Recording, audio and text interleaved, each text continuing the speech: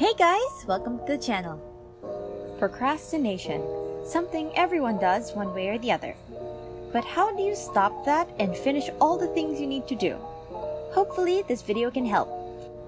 Here's a list of what I do to stay productive even if I'm being buried in requirements. So let's get into it.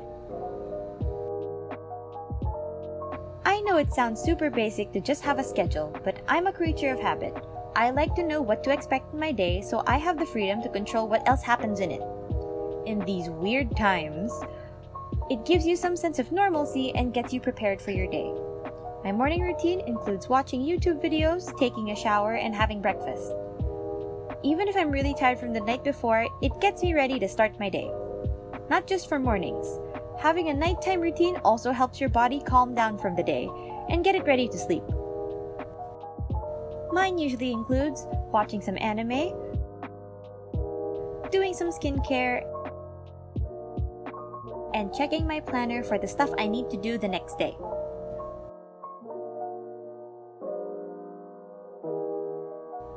When most of your schedule and what you do is up to you and quote-unquote do it on your own time, it is important to know what you need to do. I keep a detailed planner of stuff I need to do and even things that are just for fun, like shows I'm currently watching. But even having a daily to-do list is going to be helpful. Knowing your goals for the day would stop you from getting stuck in case you don't know what else you're supposed to do. This can also prevent you from forgetting some assignments when there's too much for them for your brain to handle. Like I said in the time management video, determine 1 or 2 goals in the day and just work on those. Things in your day can be cancelled or moved to other days. Just find your I'll be satisfied tasks for the day, then spend your day working on those. Add more tasks only when you're finished with those. With so much to do, you don't want to be cutting your time too short because that just adds so much more pressure aside from the ones you already have from studying in a pandemic. Overestimate how long it takes for you to do things because most of the time, things take longer than you expect.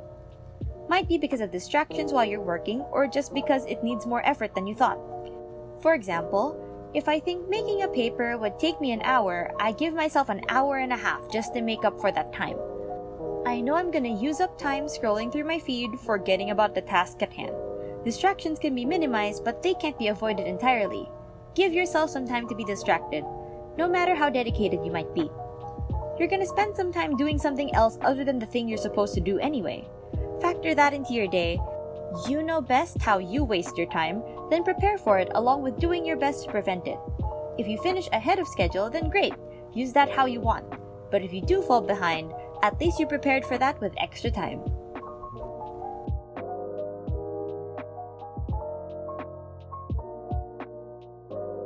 This kinda relates to the routine.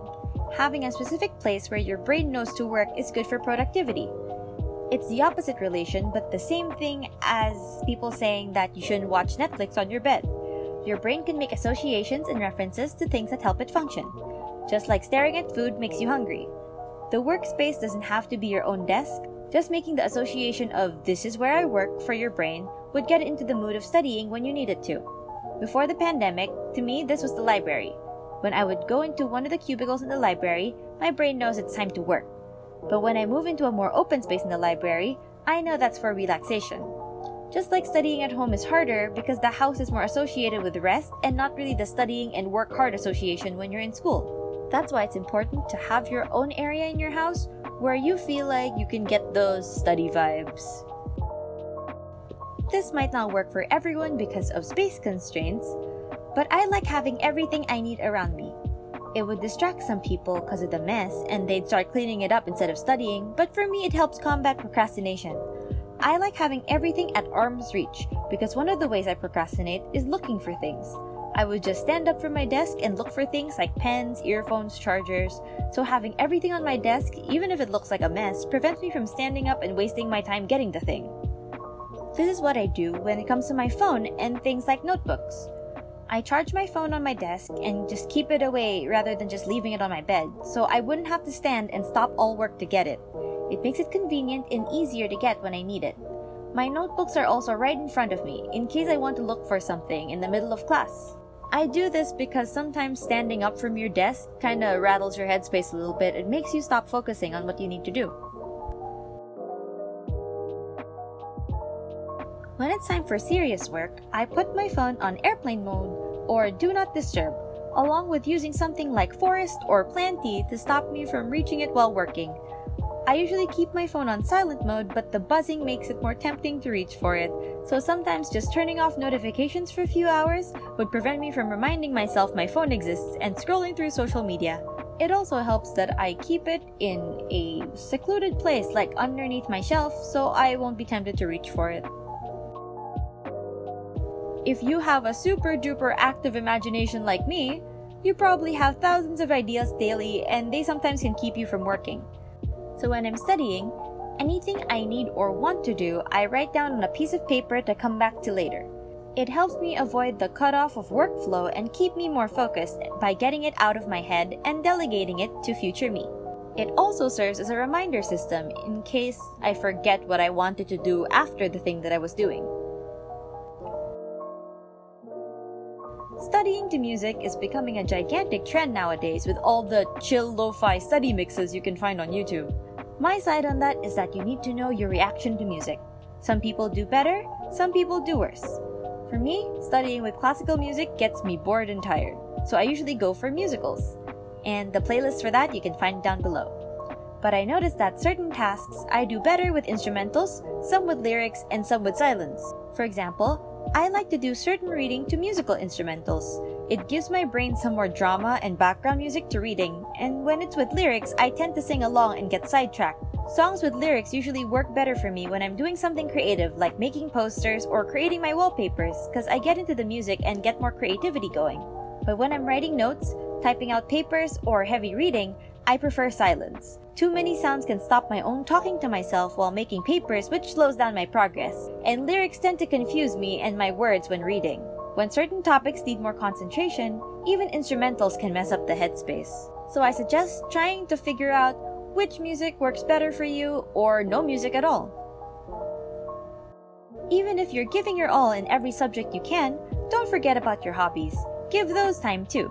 Pushing yourself too much on academics will just lead to burnout and even less output from you. I'm not saying to practice for hours, but a bit of time here and there, that's something away from the school that could help reset your brain and help you get through work. For me, that's playing games, playing Minecraft, playing with my Switch, making things like props, and even making stuff for my table and the YouTube channel. You just need something that's not graded to put your mind off the pressure of grades. And if you can integrate it into something like your normal schoolwork, even better, so at least studying doesn't feel like such a chore, and you're also getting to practice your skills. On the topic of preventing burnout, give yourself some rest. I cannot stress this enough.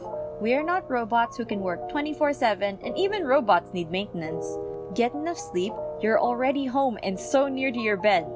Sleep can increase your productivity by recharging your brain. If you need to, take a nap in the afternoon when you have the time.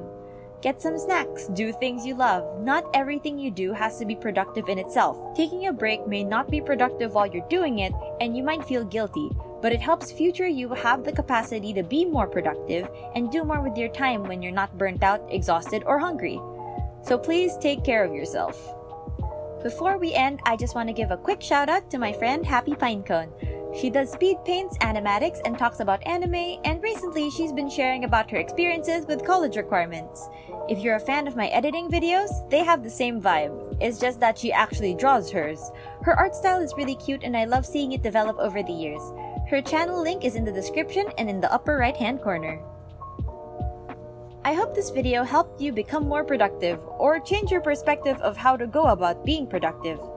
What's some of your best productivity tips? Leave them in the comments below. If you found this helpful, hit the like button, and if you want to see more videos from me, then hit the subscribe button and the bell to know when a new video is out. I upload every week, Monday nights at 8. I guess that's all for this video. Bye guys!